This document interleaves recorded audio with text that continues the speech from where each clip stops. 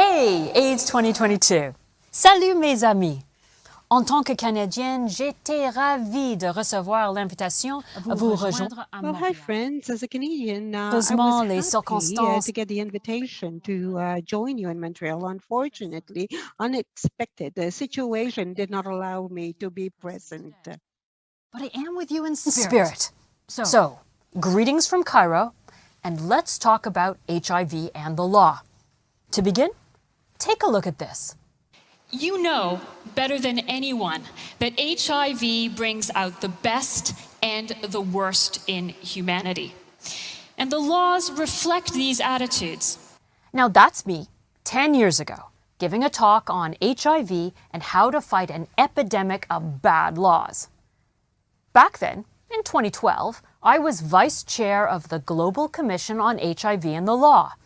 Now this was an independent group of 14 distinguished figures, or rather 13 and me, who came from the worlds of law and politics and development, and we were all brought together by UNDP along with an A-team of experts to look at legal environments around the world and how they were helping or hindering the global HIV response.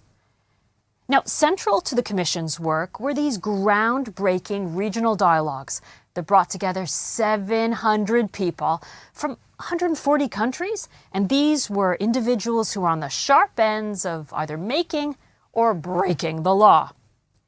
Now, at the Commission, we looked at HIV and the law in all its complexity. So, there are laws and policies and practices that directly relate to people living with HIV. These are the laws, for example, that criminalize HIV transmission, exposure, or non-disclosure, or HIV-related travel restrictions. Then there's a whole set of laws which target key populations: LGBTIQ individuals, sex workers, people who use drugs, people on the move, migrants and refugees, and people who can't move at all, prisoners. Now, these laws can be indirect, like those that touch on sexual and reproductive health and rights, abortion, for example, or gender-based violence, or they can be laws that impact civil society. There are also laws which affect access to healthcare and medicines and diagnostics and vaccines, for example, intellectual property rights or policies on healthcare coverage. Now, laws can be broad or they can be specific. So, laws that penalize HIV transmission can be based on wide-ranging laws that relate to assault, or they can be very targeted and single out HIV. Laws can be general, they can be customary, or they can come from religious codes. And it's not just laws on the books we're talking about, legislation, legal codes, but also laws in practice, how judges and prosecutors and lawyers and police enforce the law. Alas, the law is not the same for everyone. Even among people living with HIV or key populations, some are more vulnerable before the law than others. Women, youth, people of color, people who are economically disadvantaged, people with disabilities, and other marginalized groups. And we know that these vulnerabilities intersect. By the same token, these laws and policies, they're not silos either. They too connect. Now, when we have laws that respect and protect, they form a safety net, and it's woven out of fundamental human rights, and this net supports our individual and collective responses to HIV. But you know, when these laws punish or deny or restrict, this becomes a spider's web, and it's spun out of inequalities, and it's a trap of stigma and discrimination. Now, the conference organizers have kindly invited me to talk about tackling discriminatory and ineffective laws. That's very delicate wording, because what we're talking about when we look at this web of HIV and the law are not just discriminatory, but frankly punitive laws. And far from being ineffective, these laws are actually extremely powerful at ruining people's lives and sabotaging global efforts to respond to HIV. Now, back at the Commission, we issued a set of no-holds-barred recommendations on how this web of laws could be transformed from a trap into a trampoline, springboarding us to the SDGs and, in particular, to ending HIV as a public health threat by 2030. So here I am, 10 years later, again talking about HIV and the law. It's the same suit. It's the same hair. I mean, it's the same shoes. But the question here is it the same story? Well, no. And also yes. So let me explain. Since the Global Commission and all the follow-up it catalyzed around the world, there has been a wide-ranging recognition that the law is as much a tool in our global efforts on HIV as any self-test or condom or ARV. Now, this is reflected in a couple of key developments over the past decade. The first is evidence.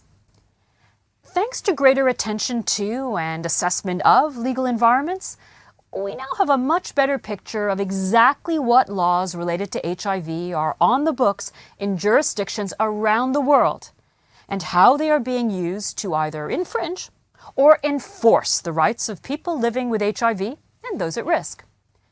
For example, let's take a look at the laws on HIV transmission. Back in 2012, we thought that 54 countries had laws that specifically criminalized HIV transmission, exposure, or non-disclosure. At the time, we thought that 59 countries did not have such laws, and in 79 countries, we actually didn't know what the legal situation was. Now, if we fast forward to today and the latest numbers in the Global AIDS Update, those figures look very different. 93 countries have laws that explicitly criminalize HIV. Another 41 are prosecuting on the basis of more general laws, and 52 don't have these laws at all. Now, it's not the case that, around 80 countries decided to introduce these laws over the past decade. Quite the contrary, in fact, because we've seen some remarkable repeals. The change is that we now have a clearer picture of legal landscapes and what is happening in those almost 80 black boxes from a decade ago. In addition to this, not just knowing what the laws are, we have a much better idea of the impact of these laws on access to prevention, testing, and treatment. So, a few examples.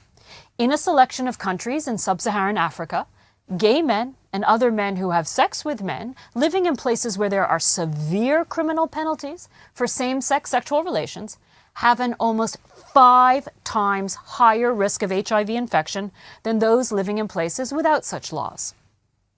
We know now that repressive policing practices are estimated to double female sex workers' risk of contracting HIV or other STIs. We now know that criminalization of drug use is associated with a 14% decrease in knowledge of HIV status and in viral suppression. And in countries where the age of consent for HIV testing is 15 or less, rates of testing are 74% higher than in countries where the age of consent is 16 or above.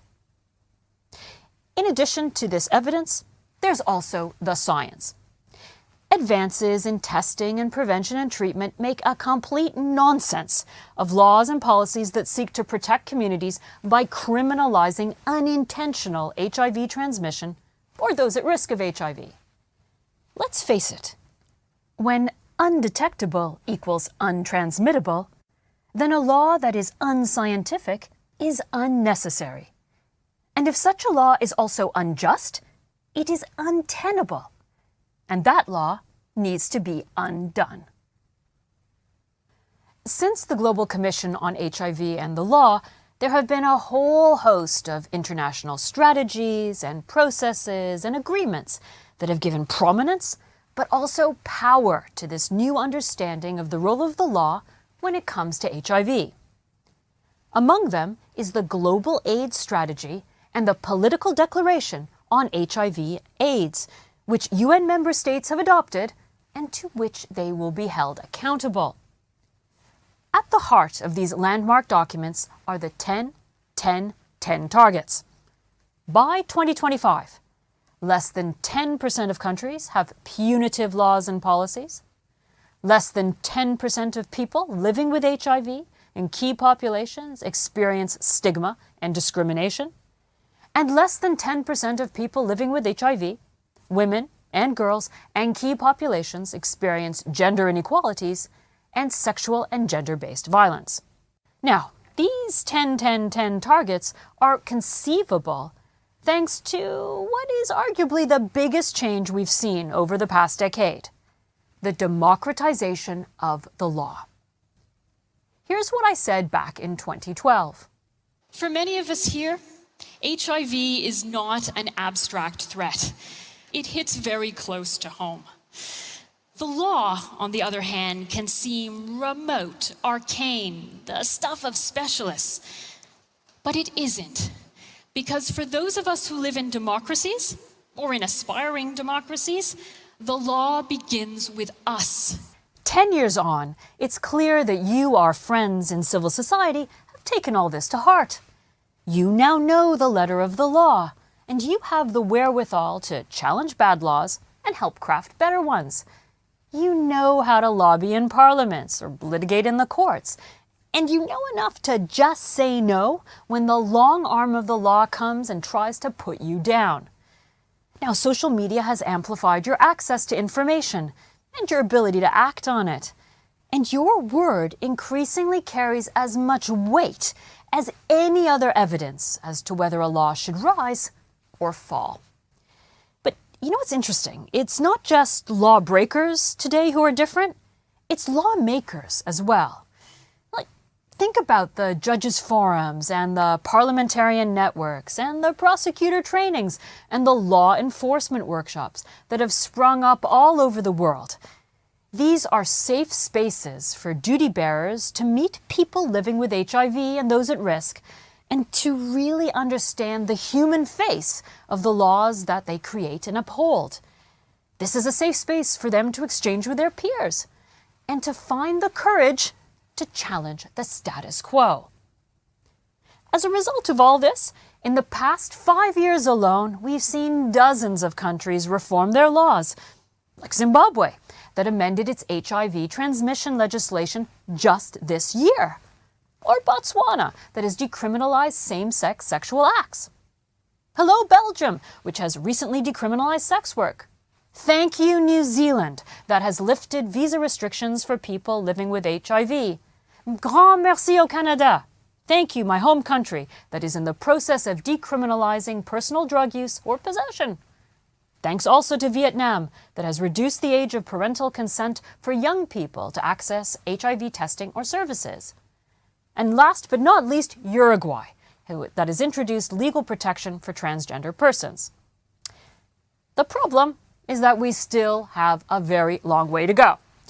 Laws on sex work, for example, have barely budged over the past decade, and when they have, like criminalizing clients or third parties instead of sex workers themselves, the impact has not been for the better.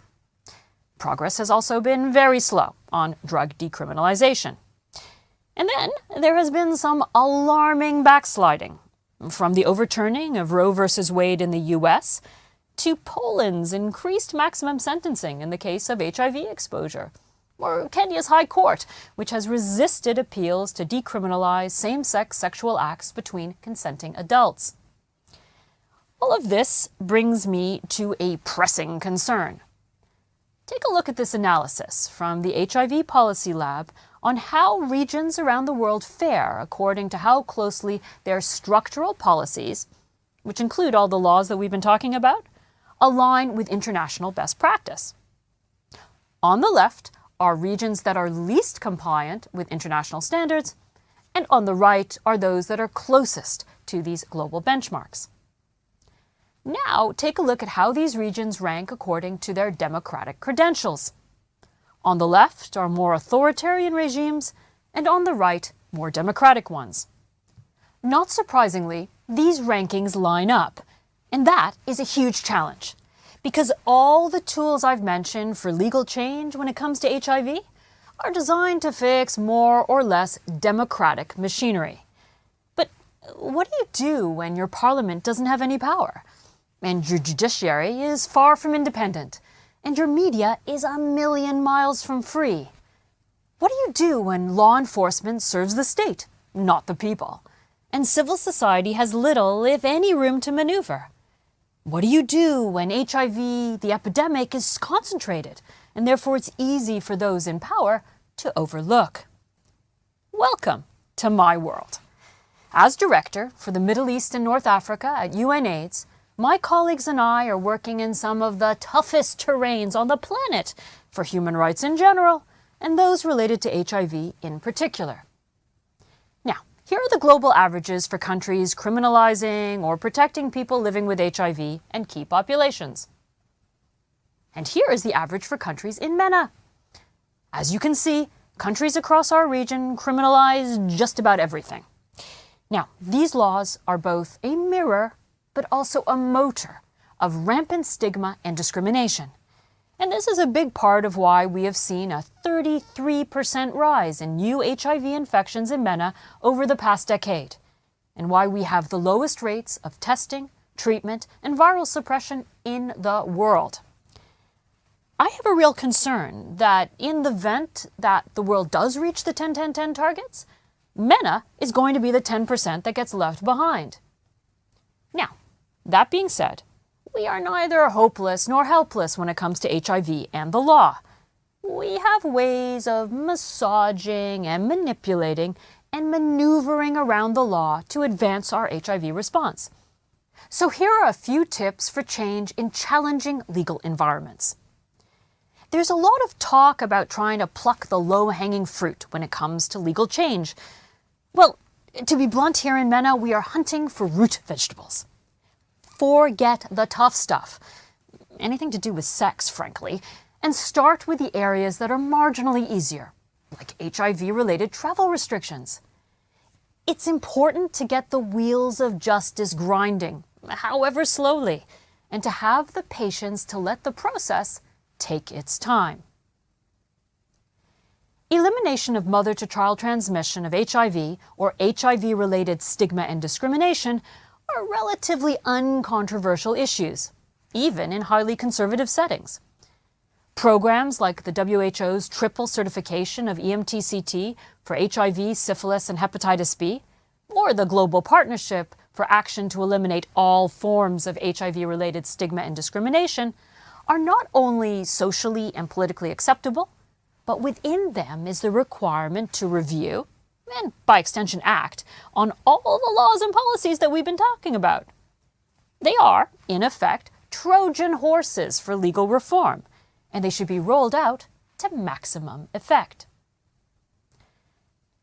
Now, while we would prefer to ground legal reform in the bedrock of human rights, it can be more fruitful to plant the seed of change in the topsoil of political opportunism, like a leader wanting to look progressive in front of international peers, or to signal a break with the past by undoing colonial-era laws, or to impress donors, or to burnish the national image as a trailblazer, or to connect to high-profile initiatives like universal health coverage or social protection.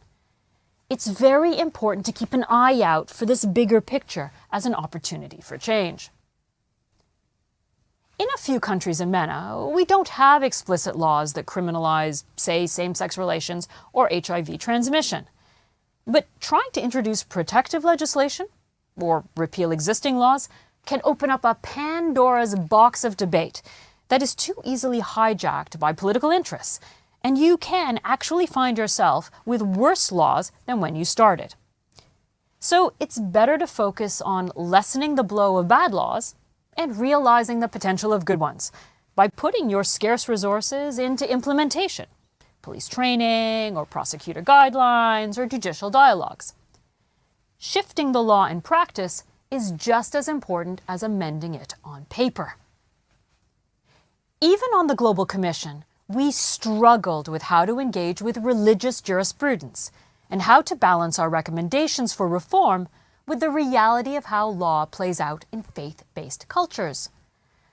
Too often, authoritarian leaders use religious opposition as an excuse to do nothing, or worse.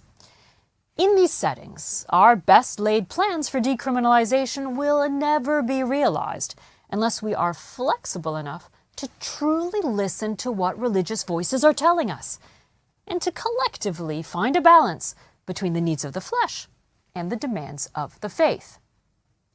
Now, I'm sorry to say that these tactics that we've been honing in the Middle East and North Africa are increasingly relevant elsewhere too, as COVID and other emerging pandemics, economic crises, populism, digital surveillance on the dark side of the social media are pumping up patriarchies and shrinking civic space around the world. If we've learned anything since the Global Commission on HIV and the Law, it's that the road to 2030 is full of U-turns and speed bumps and detours and emergency stops. And so I'll end my talk today as I did 10 years ago. And should I have the good fortune to be with you in person, we'll do so 10 years from now. Laws that treat people living with HIV or those at greatest risk with respect start with the way that we treat them ourselves as equals. If we are going to stop the spread of HIV in our lifetime, then that is the change that we need to spread. I want to thank you all for your attention today, and I wish you a safe and successful AIDS 2022.